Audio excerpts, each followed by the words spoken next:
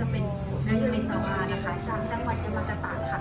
จังหวัดยามากาตะเนี่ยเขาจะเป็นจังหวัดที่ยังมีธรรมชาติที่สมบูรณ์อยู่ก็คือเป็นเมืองที่รายล้อมด้วยเขาเวลาหน้าหนาวมันจะหนาวแบบฟรีซิ่งแบบจะมีหิมะตกหนักมากทำให้เลี้ยงวัวมันเลยได้น้องมะลินที่สวยงามด้วยความที่เมืองปีนี้ก็เลยร้อนมากๆเช่นกันทำให้ไข่มันด้านนอกมันจะเหลวเขาเรียกว่าเป็นวัว A5 ที่ปริมาณไขมันละเอียดแต่ว่าไม่ได้เยอะมาร์เบิลสกอร์อยู่ที่12ค่ะเราจะใช้วัวสายพันธุ์กดดันนะคะเป็นคุรุเกะวากิวค่ะจะอายุอยู่ที่ประมาณ32เดือนเราจะเลือกใช้วัวสาวที่ไม่ผ่านการผสมพันธุ์จะเป็นเวอร์จินพรีเมียมคาวนั่นเองอันนี้จะมีโอลิฟออลโรเลโซ่นัมเบอร์5ค่ะโคมูราออสเตรคาเวียอันนี้จะเป็นโกลเด้นคาเวียจากแบรนด์ของเราเองจะมีเห็ดมัสโตเกะด้วย ยังอยู่เลย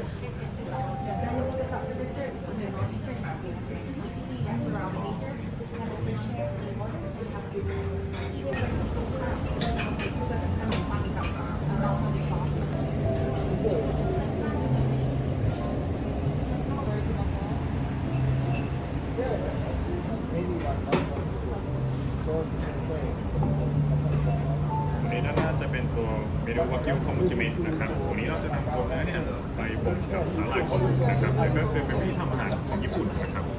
ตัวนี้เราจะบ่มประมาณ2-3 ชั่วโมงนะครับกับเนื้อที่เป็นส่วนของชิโรสนะครับจะเป็นรอยต่อระหว่างชักโรลแล้วก็ริบอายนะครับ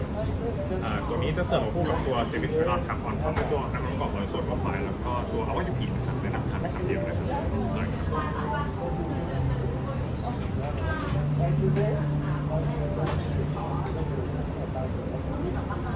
โอ้ดีดี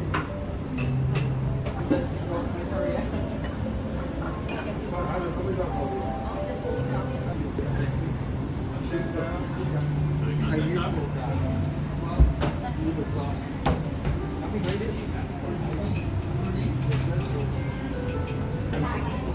ยังน้อยยังคือโอ้โห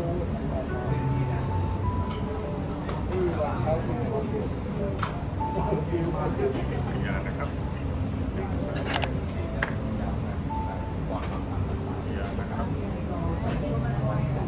เมนูถัดไปนะครับจะเป็นวากิวอากามิโซะนะครับอากามิโซะก็คือมิโซะแดงเข้าใจง่ายๆครับจะเป็นตัวที่ราดอยู่ด้านบนนะครับตัวนี้จะทำเป็นซอสนะครับผสมกับตัวเกรนมัสตาร์ดแล้วก็ตัวไวท์ไวน์นะครับให้มีความแอบสดชื่นอ่อนนะครับส่วนตัวเนื้อจะเป็นส่วนของกระท่อมราวนะครับจะเป็นเนื้อช่วงขาหลังนะครับตัวนี้เราจะลวกกับดาชิอุณหภูมิต่ำหลังจากนั้นจะสโมกกับไม้ซากุระประมาณ15 วิให้มีความอโรมานะครับเสิร์ฟคู่กับผักที่เป็นสปริงมิกให้มีความสดชื่นมากขึ้นนะครับเมนูนี้ทานเนื้อสลับกับตัวผักได้เลยนะครับข้างบนจะเป็นเบบี้มิซูน่านะครับใช่ครับ ได้กินเอาอะไรเยอะ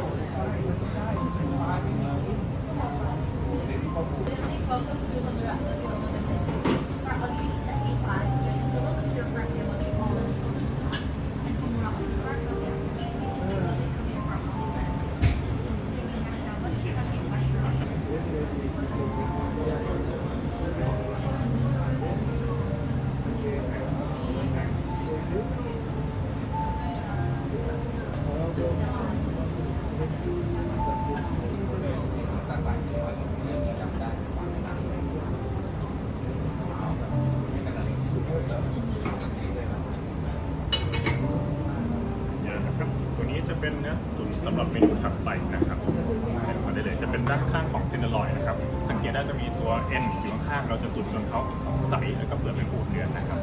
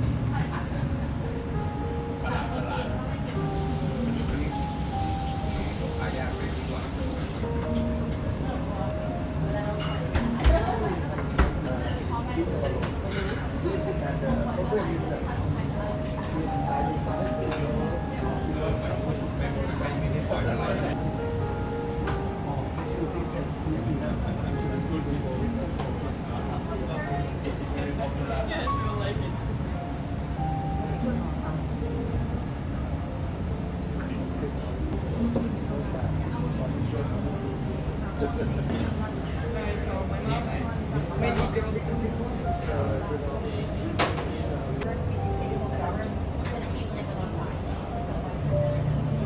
วอะไรคือเครื่องรางข้างในสแกลล็อกเขาไม่ใช่ก็มี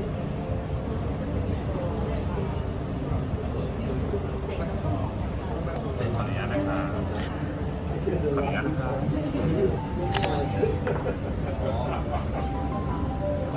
สำหรับเมนูนี้นะคะจะเป็นเมนู refreshing ของเรานะคะทานเมนูซุปค่ะจะเป็นบะหมี่เย็นและเป็นกุ้งสดนะคะตัวเบสซุปของเราจะทำจากปลาเห็ดนะคะจะเป็น special hot soup ที่จะใส่น้ำส้มอยู่2 สายพันธุ์จะเป็นส้มยูสุกับส้มซือยาจีค่ะตัวนี้ถ้าทานชิ้นเสร็จแล้วก็แนะนำให้ทานผลไม้ไปกับเส้นเลย แล้วก็ตัวซุปตามได้เลยนะคะที่เราไม่ต้องทานกับ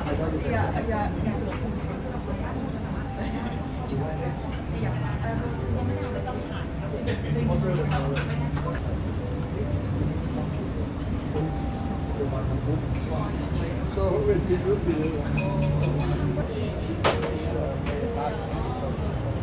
anh ta sử dụng đốt or you đã ngọt rồi. That's what it is. Cái này là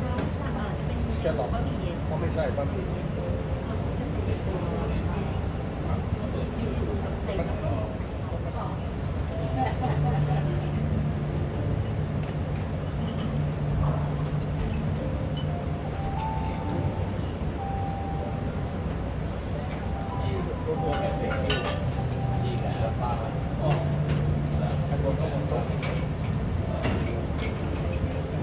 โซเทียมครับ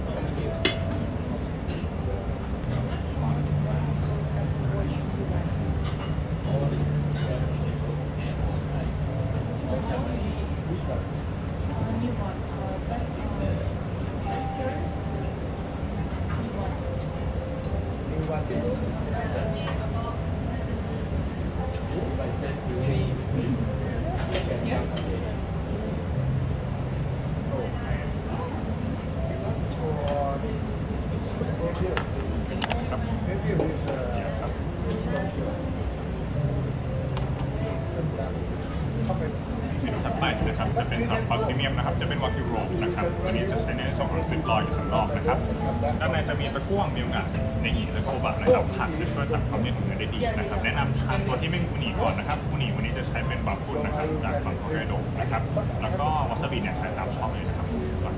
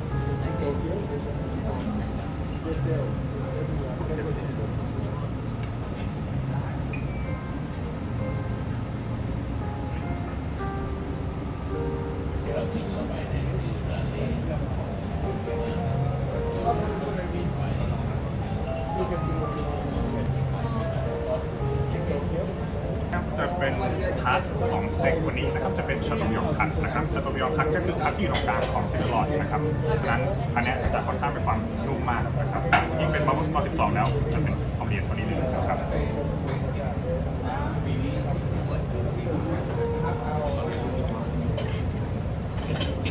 เดี๋ยวนี้จะเสิร์ฟเมนูสเต็กช่วงท้ายๆนะครับ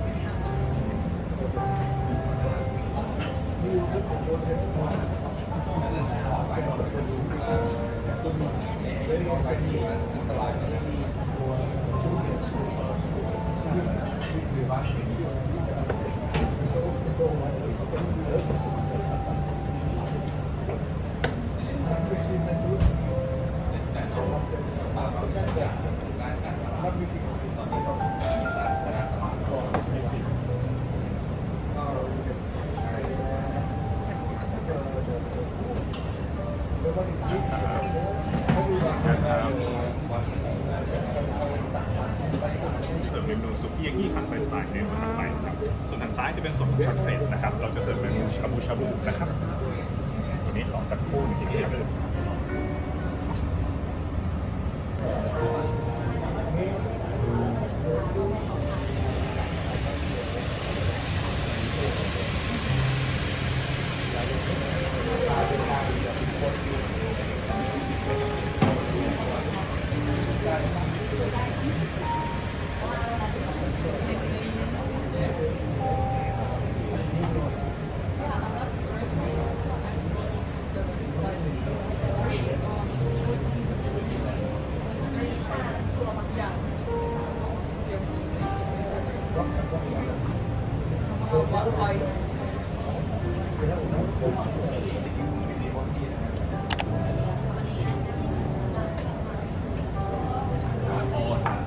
ค่ะสำหรับเมนูนี้จะเป็นเมนูซิกเนเจอร์ของเราด้วย จะเป็นเมนูซุกี้ที่คันไซสไตล์ค่ะ คันไซสไตล์นี่คือจะเป็นซุกี้แบบแห้งแบบพวกแถบโอซาก้าชิกะโกเบเขาจะเป็นแบบต้นกำเนิดการทำซุกี้แบบแห้งโดยที่เชฟจะเอาตัวน้ำตาลนะคะกดลงไปบนกระทะให้เขามีความคาราเมลไรซ์แล้วก็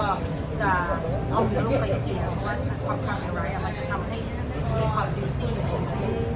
เป็นซิกเนเจอร์ของเราเพราะว่าเชฟเลือกมาแล้วว่าเมนูนี้เหมาะสมกับทานนี้ที่สุดก็คือส่วนของสลอยเนี่ยวันนี้จะเสิร์ฟคู่กันกับชิคาเกะมัชรูมนะคะแล้วก็จิมเบนิสกี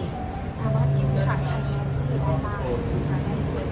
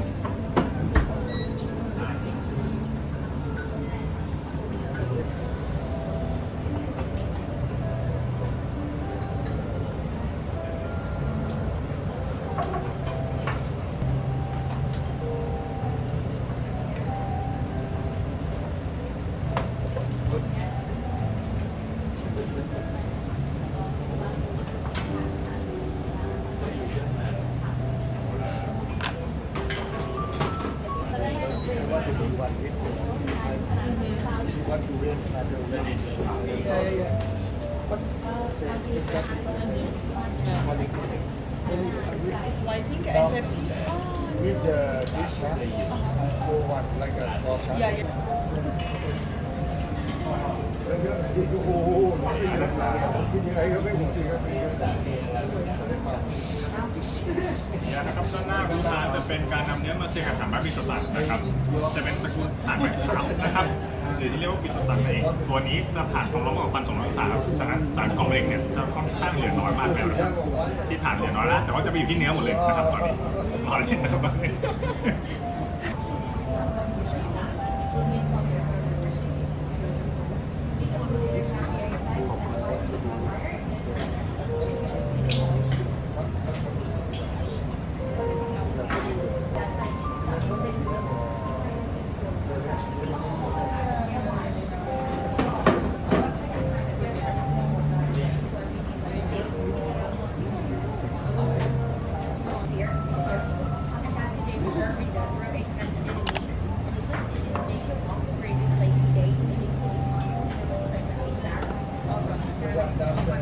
ะคะด้านหน้าจะเป็นเมนูชาบู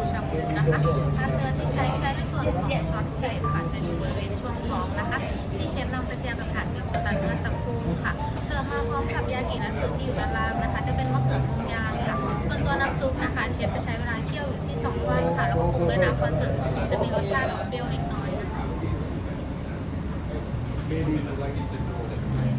I'm not sure.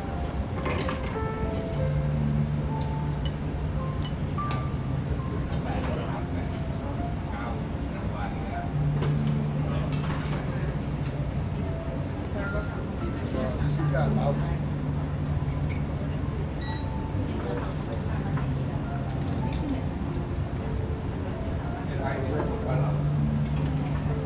Oh, why so many?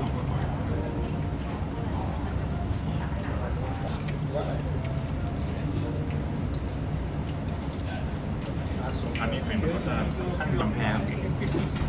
นี่ก็ ลาเต้ที่ได้ส่วนผสมมากนิดค่อนข้างทำงานยาก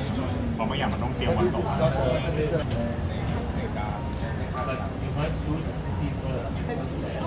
With the dish or one like a portion.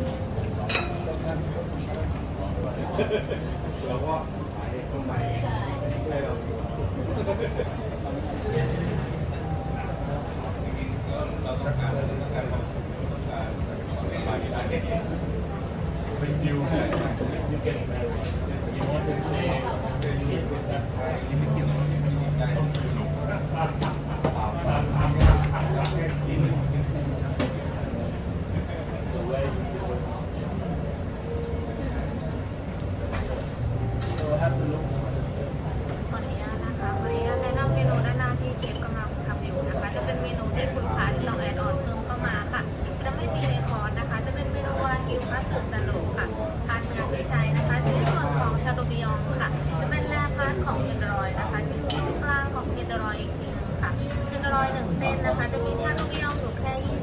20-25% เท่านั้นค่ะ1วันนะคะเราจะเปิดขายในแค่วันละ4-5 นาทีค่ะ ซอสที่เชฟใช้นะคะจะมี 2 ตัวด้วยกันค่ะ จะเป็นเลมอนซาบิยองและสเปเชียลบางซอส ส่วนตัวขนมปังนะคะ จะเป็นขนมปังบิยอสค่ะ จะเป็นในเครือของร้านเราทำเองนะคะจะทำขึ้นมาเพื่อเมนูนี้โดยเฉพาะค่ะ ความพิเศษของเขานะคะอยู่ที่เมื่อคุณลูกค้าทานตัวเนื้อและตัวขนมปังเข้าด้วยกันค่ะ ลองทานดูนะคะจอยค่ะ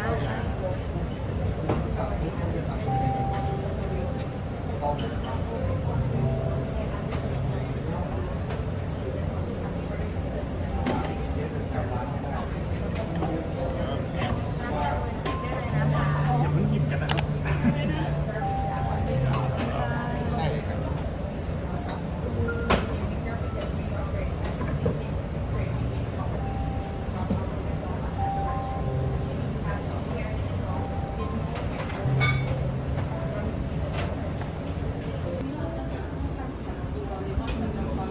Yeah, you said you were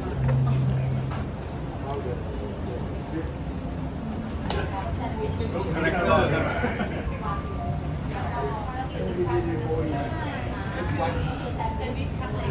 Very easy to play. But Turkey, maybe I can.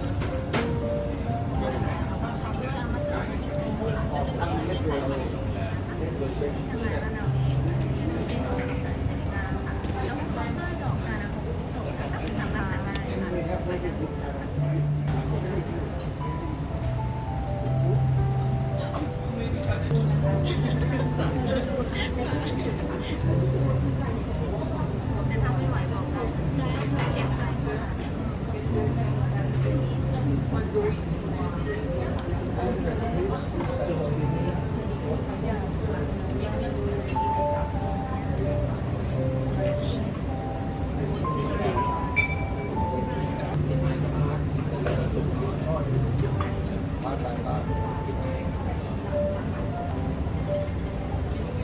วางน้ำเข้าไปนะครับอย่างนี้ไว้ทานหลังจากทานตัวรีเฟชชิ่งแล้วนะครับ จะเป็นส่วนของโคนลิ้นนะครับ ตัวนี้เราจะปรุงจบด้วยตัวเกลือพริกไทยกำปอนแล้วก็เลมอนนะครับ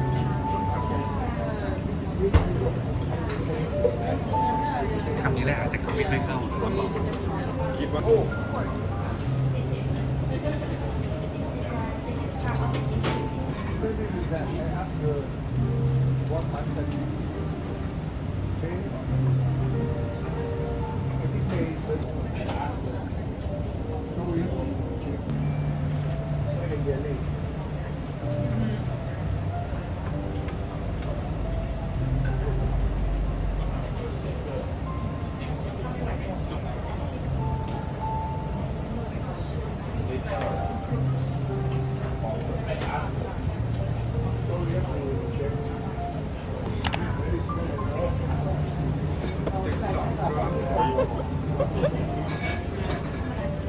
เวเตอร์พาร์ทของริบอายนะครับเราจะเสิร์ฟพวกตรงมังสวิรัตินะครับตรงนี้สามารถกินทานเยอะได้นะครับมังสวิรัติเราจะทำจางๆไม่เค็มข้นมากนะครับ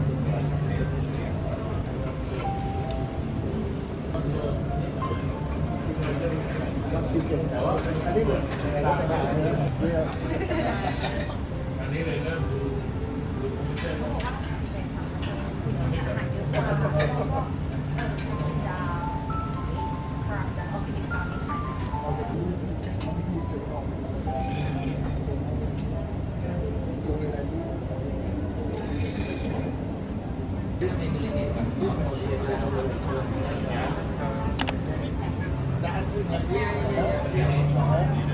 พาร์ทของแฟนนะครับผมเราจะมาในเน็ตไปแล้วนะครับกับตอนที่ทำเป็นเองสามารถทานได้เลยเชิญคร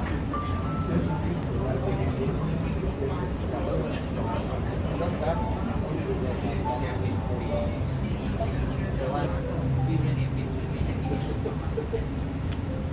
Still remember that night. So you know how to do it.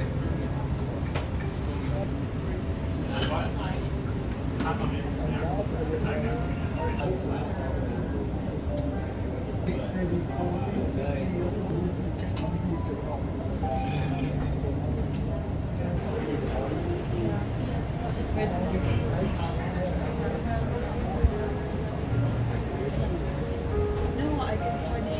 what time I want. So yes, it's okay. I can choose time. But now because I feel myself very bad, because I'm organized now, but my mind to slowly, just proceed with.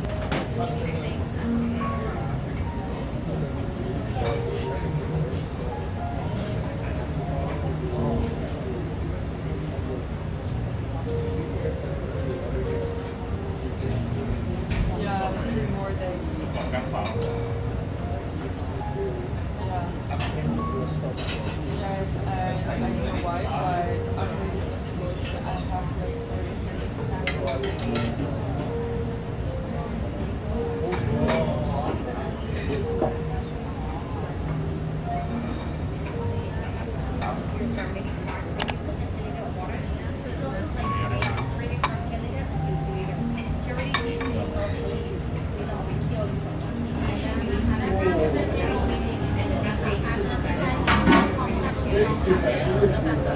Yeah.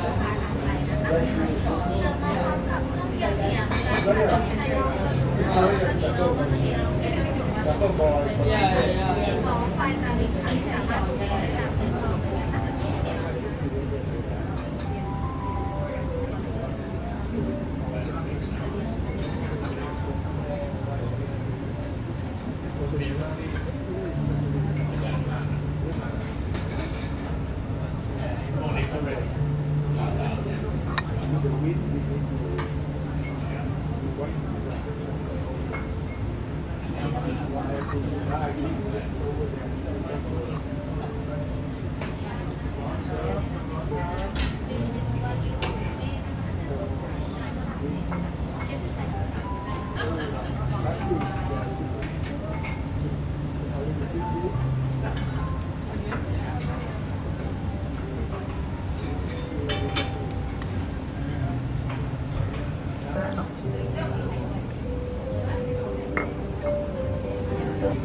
ำหรับเมนูนี้จะเป็นเมนูวากิวกองคิเมซุปนะคะหรือจะเป็นซุปจานสตาร์เตอร์สูตรค่ะอันนี้เราจะใช้เนื้อมาจากหลายๆร้านนะคะเวลาเราทริม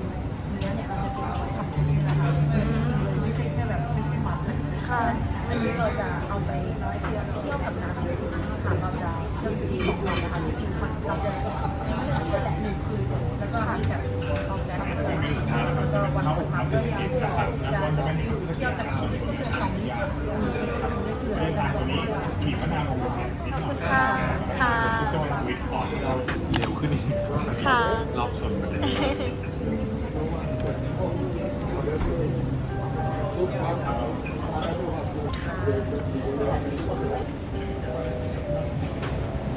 จะเป็นเมนูสุดท้ายนะครับจะเป็นข้าวมัสเกะนะครับตอนนี้เราใช้เป็นเสียงเองนะครับตัวนี้จะเป็นข้าวที่อยู่ในจังหวัดยามาตะเช่นเดียวกันค่อนข้างมีชื่อเสียงของญี่ปุ่นเลยนะครับวันนี้เราต้องหุงกับตัวน้ำที่เราเอาไปร่วมกับตัวเห็ดมัสเกะจะมีกลิ่นเห็ดอ่อนนะครับและคนจะเป็นมัสเกะย่างครับเองนะครับส่วนตัวเนื้อจะเป็นเนื้อที่เราย่างเรียวเหมือนในทุกร้านครับจะได้ทานของฟิลเล่นะครับจะอยู่ในเลนของต้มหางเห็ดอ่อนนะครับทุกจบจะเป็นตัวสวิตคอร์นนะครับอร่อยครับ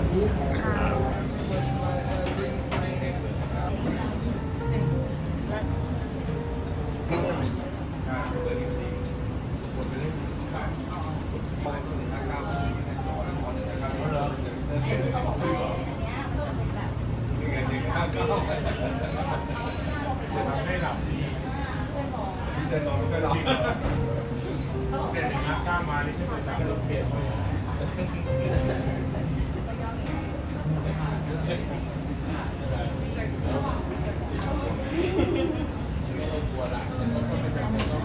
Yeah, I'm doing my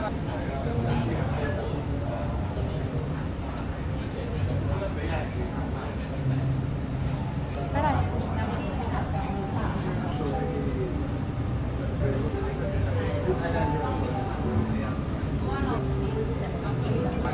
ได้ แล้วก็ไอ้อะไรนะสังเกต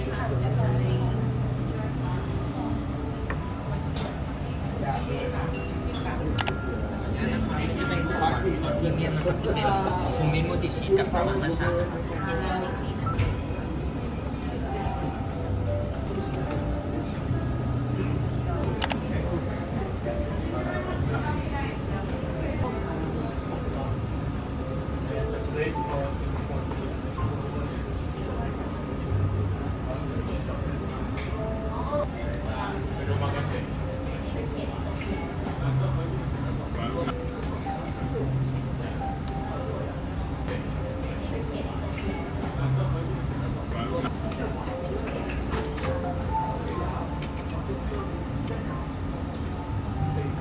ขอบคุณนะคะเชฟ